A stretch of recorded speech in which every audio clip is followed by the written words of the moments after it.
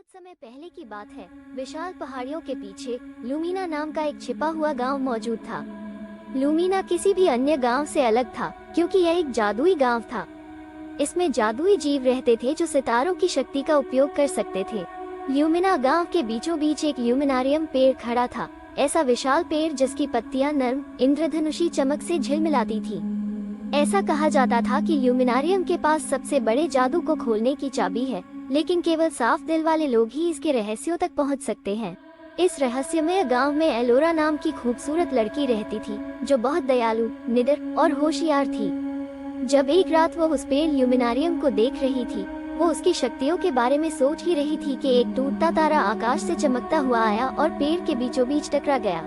एलोरा निडर और बहुत गहराई से इस टूटे हुए तारे के स्रोत की खोज करने और अपने प्यारे गांव को आने वाली मुसीबतों से बचाने के लिए इसकी खोज पर निकल पड़ी। एलोरा स्पार्कल नामक एक शरारती जुगनू के बताए रास्ते पर चल देती है। वो एक आकर्षक यात्रा करती रही। उसका साहसिक कार्य उसे प्राचीन जंगलों, चमचमाती नदियों के पार और एक भूली हुई गुफा के बीच में ले गया जहां गिरे हुए तारे का स्रोत था। वहां उसका सामना स्टारलाइट गार्जियंस रहस्यमय प्राणियों से हुआ जिन्होंने दुनिया में जादू के संतुलन की रक्षा की। स्टारलाइट गार्जियंस ने एलोरा को बताया कि गिरा हुआ तारा एक लंबे समय से खोए हुए तारामंडल का एक टुकड़ा था, जिसे अगर फिर से जोड़ा नहीं गया तो लूमिना गांव और उसके आसपास के सभी जंगल, नदियों को तबाह होने से कोई नहीं बचा सकता। इसका मतलब था कि इनके पास जो जादुई शक्तियां हैं वो खत्म हो जाएगी और फिर धीरे धीरे सब खत्म हो जाएगा।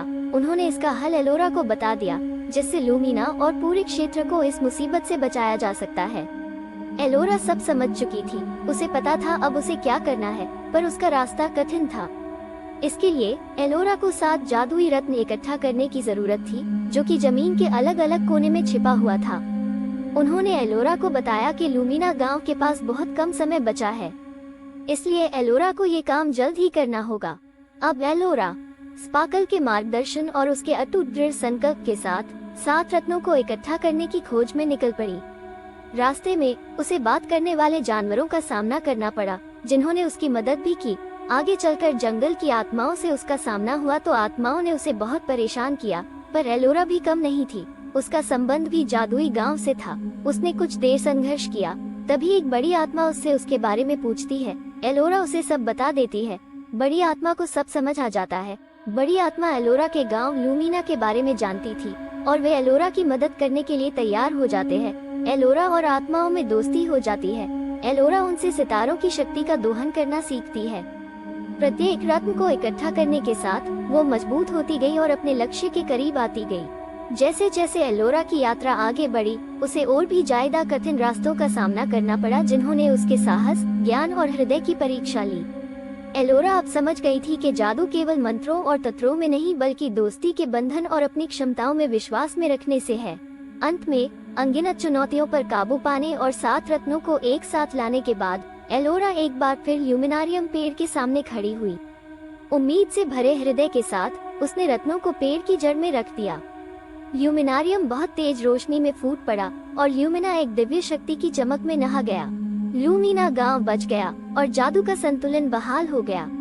एलोरा लूमिना की रानी बन गई थी। वो लूमिना की रक्षक के रूप में काम करती रही, जिसे स्टारलाइट गार्जियन के नाम से जाना जाता था। वो अपने गांव की रक्षा करती रही और अपनी जादुई यात्रा से प्राप्त ज्ञान से उसने लूमिना को बहुत शक्तिशाली बना दिया। और इसलिए लूमिना की रहस्यमय भूमि में, जहां सितारे और दिल आपस में जुड़े हुए थे, एलोरा स्टारलाइट गार्जियन की कहानी साहस, दोस्ती और ब्रह्मांड के स्थायी जादू की कहानी के रूप में लोग किस्से सुनाते रहे।